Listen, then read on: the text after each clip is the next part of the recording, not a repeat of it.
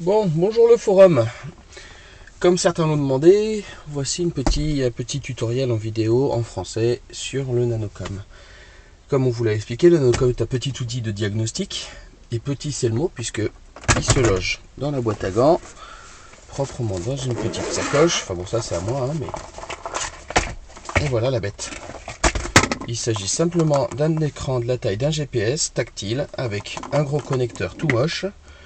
Vous voyez, Nanocom Evolution via Blackbox. Et avec la fameuse fiche ODB. Donc, cette bestiole va nous permettre de communiquer avec le PET, mais aussi avec le DEF, le disque TD5, à condition d'avoir les codes correspondants. Donc faites bien attention lors de la commande à commander les beaux codes. Alors, on va brancher cette bestiole dans les pieds de madame, puisque la prise diag est super bien accessible. Mais bon, c'est pas ce qu'on lui demande non plus. Et on va entendre, voilà, le petit digli qui dit que le PET, le Nanocom est en train de... est alimenté par la fiche ODB. Voilà.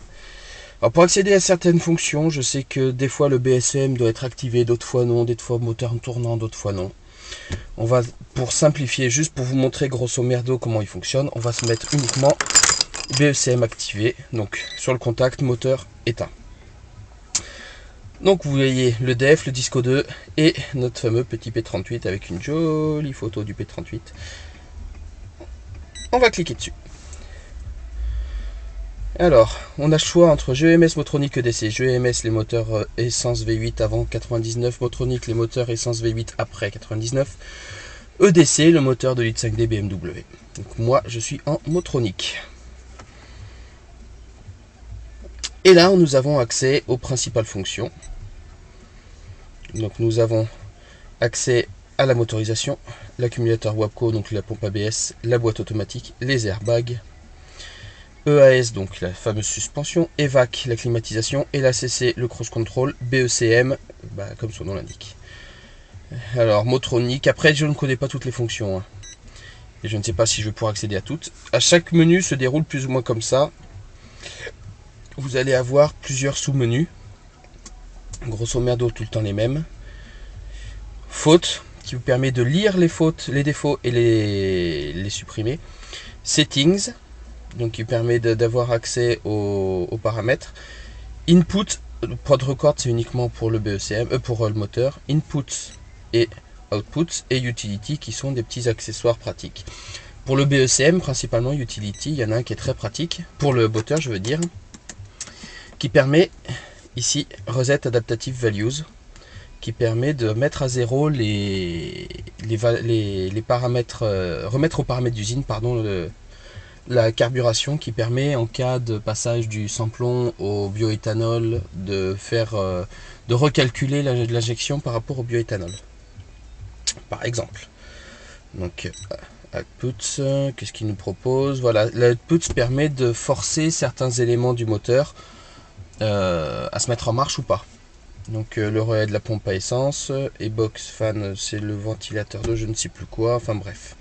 Comme vous voyez, je suis pas un grand mécano. Donc output, ce qui permet voilà, de forcer certaines sorties, certains équipements à fonctionner ou non, qui permet donc de tester réellement l'équipement. Input, ce qui permet de vérifier l'état de tous les accessoires autour, de tous les capteurs, etc. Donc voilà. Donc comme vous constatez, le moteur j'y touche pas. On va éviter, et je crois que c'est dans settings qu'on peut avoir accès.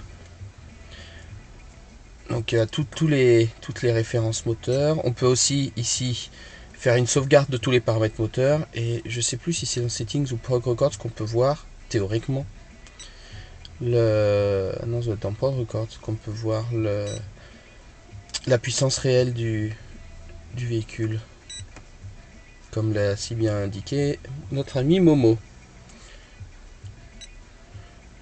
Non, c'est pas là, je sais plus où c'est pas grave, on verra ça un autre jour. Alors, ensuite, on va parler des choses que je connais un peu plus. Donc l'accumulateur WABCO, pareil, j'y touche pas spécialement, c'est pas des fonctions auxquelles on a l'habitude d'aller. La boîte automatique, qui elle aussi a la possibilité de remettre à zéro les paramètres. Donc vous voyez, ce menu-là qui est à peu près le même dans tous, les défauts, Settings, Input et Utility, avec Reset Adaptative Values. qui permet donc de remettre à zéro les paramètres, de remettre aux paramètres d'usine la boîte automatique pour s'adapter à votre conduite. On va aller voir les fonctions qui nous sont un peu plus intéressantes. Le AS, le EVAC, c'est les fonctions les plus utilisées. Donc le AS qui a certaines, donc toujours faute, setting, input, output et utility. Le AS qui a un avantage par rapport au logiciel EAS Unlock, c'est qu'il permet, je crois que c'est dans inputs, oui c'est dans inputs, de voir oui le bip bip c'est quand il se connecte à l'EAS, vous inquiétez pas, de voir la valeur des capteurs en réel. Donc là il faudrait que je démarre, si je démarre, non si je démarre je crois que je vais le bloquer, je sais plus, si je démarre je vais peut-être pouvoir le faire se déplacer manuellement. Voilà, et vous allez voir donc les valeurs, si je le déplace avec, on va voir voilà les valeurs qui évoluent en fonction donc de la position du PET. Donc ce qui est quand même assez intéressant, une fonction parmi tant d'autres. Donc on a ici les valeurs actuelles, l'état de toutes les valves, donc les valves des 4 boudins, le compresseur, la valve d'échappement, etc., etc., etc. Tout, oui, ça c'est ma sœur qui déconne, c'est normal. Toutes les entrées-sorties, hein, donc le frein à main, la pédale de frein, les portes. Si j'ouvre une porte, il va me dire ah oui, mais c'est vrai que si tu me fermes à l'intérieur, tout ça va pas aller. La porte est open, la porte est close, donc qui vérifie, qui permet bien de contrôler que il a accès à toutes les fonctions pour vérifier le fonctionnement réel de l'EAS. Voilà, vous voyez à peu près tout. On a même la tension de la batterie. Enfin voilà. On a la vitesse, on a plein de choses, même des choses à peu près inutiles, mais c'est pas grave. Ça permet la vitesse aussi de vérifier que la fonction automatique de descente ou de montée du PET fonctionne bien par rapport à la vitesse. Ensuite, donc en input, qu'est-ce qu'on a? Ah bah, je suis con, moi, on en vient. C'est pas grave, c'est tout moi. Allez, ressort cocotte.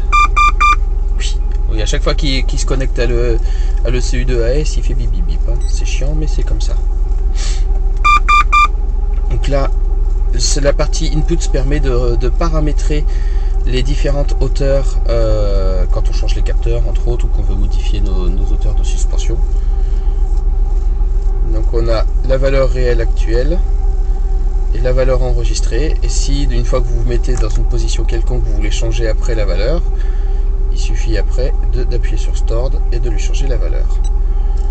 Donc dans les 4 positions, évidemment. Et après, on a une petite icône pour sauvegarder. Et là, pour aller voir, puisqu'à l'intérieur, on a ici un slot pour une carte SD, donc qui permet de sauvegarder les paramètres. Donc un petit conseil, quand vous achetez votre Nanocom et vous l'utilisez la première fois, vous sauvegardez tous vos paramètres dans une carte et vous la gardez en permanence dans le 4x4. Comme ça, au moins, en cas de souci, vous êtes tranquille. Ensuite, output. On continue à regarder un peu ce qu'on a dedans. Très utile pour dégonfler le 4x4 quand on veut opérer sur les boudins. On peut ouvrir chacune des 4 valves des boudins. On peut aussi ouvrir l'échappement et ainsi dégazer la bonbonne.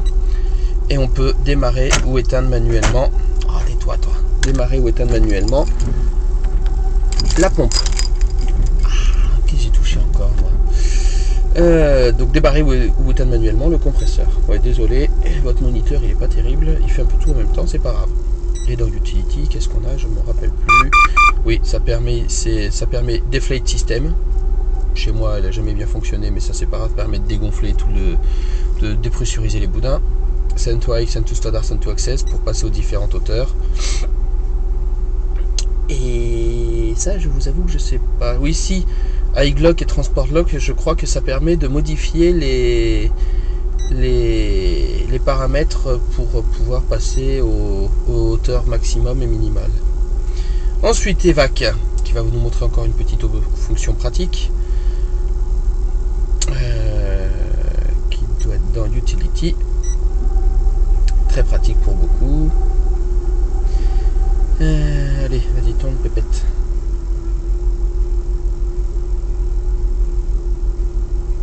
Voilà. Oui, une belt start the communication, probablement parce que j'ai le moteur tournant qui permet de calibrer les moteurs de volet. Donc après il y a plein d'autres petites choses. Un moteur, vous pouvez voir encore une fois l'état de toutes les entrées sorties de votre matériel. Bon, je vous avoue que les vagues, j'y ai pas encore beaucoup touché, pourvu que ça dure. Donc encore une fois, l'analyseur des fautes va nous permettre de lire les défauts. Pas de défauts, ça tombe bien, qu'est-ce qu'il est beau mon bête. Aïe aïe aïe. De les effacer, etc. etc. etc. Input, switch values, enfin voilà, vous avez plein de fonctions toujours très utiles là-dedans. Et que j'en connais que la moitié. Ah oui, on peut tester l'écran, on peut tester. Bon, je vous avoue que moi, tant que ça marche, je touche pas. Ça, donc le cruise control, le BECM, c'est peut-être dans le BECM qu'on peut avoir accès à la puissance moteur, je ne sais pas. Encore une fois, des fonctions que je ne touche pas forcément beaucoup.